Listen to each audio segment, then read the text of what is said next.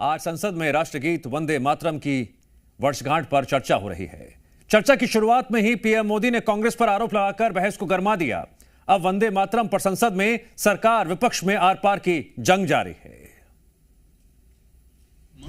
अंग्रेजों के खिलाफ क्रांति के वीर सपूतों की भावना को जिस गीत ने सींचा, गुलामी की लौह बेड़ियों को जिस प्रेरणा गीत ने खाद पानी दिया, आज संसद में 150 सालों बाद उसी की गौरव गाथा प्रधानमंत्री नरेंद्र मोदी ने सुनाई।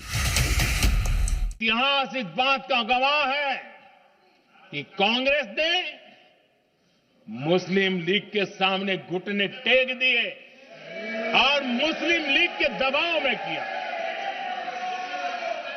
संसद में राष्ट्रगीत वंदे मातरम की 150वीं वर्षगांठ पर चर्चा चल रही है। 10 घंटे तक चलने वाली इस चर्चा की शुरुआत लोकसभा में प्रधानमंत्री नरेंद्र मोदी ने की। ये चर्चा वंदे मातरम की विरासत और 150 साल पूरे होने के मौके पर खास पार्लियामेंट्री फोकस का हिस्सा है। वंदे मातरम के 100 साल हुए तब देश आपातकाल की जंजीरों में जकड़ा हुआ था। जब वंदे मातरम 100 साल के अत्यंत उत्तम पर्व था, तब भारत के संविधान का गला घोंट दिया गया था। जब वंदे मातरम 100 साल का हुआ, तब देशभक्ति के लिए जीने मरने वाले लोगों को जेल के सलाखों के पीछे बंद कर दिया गया था। प्रधानमंत्री नरेंद्र मोदी के बाद वंदे मातरम पर बोलने के लिए लोकसभा में कांग्रेस की ओर से मोर्चा संभाला गौरव गोगोई ने और समाजवादी पार्टी के अध्यक्ष अखिलेश यादव ने। चर्चा वंदे मातरम की 150वीं वर्षगांठ पर उसे याद करने, उसकी स्मृतियों को देश को बताने की थी, लेकिन चर्चा संसद में हो और हंगामा न बरपे।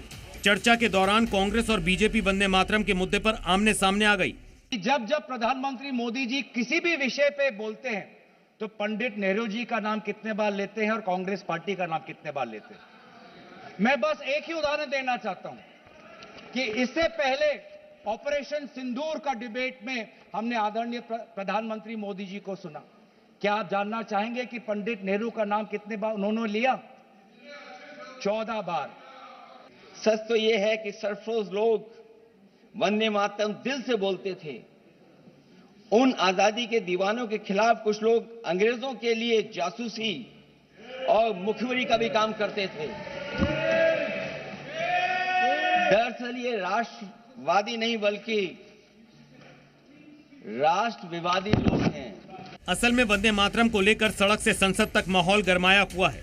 मुस्लिम समुदाय वंदे मातरम गाने से साफ इनकार कर रहा है। इस्लामी स्कॉलरों का कहना है कि किसी भी सूरत में इस गीत को नहीं पढ़ेंगे क्योंकि ये इस्लामी सिद्धांत के खिलाफ है। बहरहाल संसद में वंदे मातरम पर चर्चा जारी है और इसी बीच संसद में गौरवशाली परंपरा का गुणगान भी जारी है।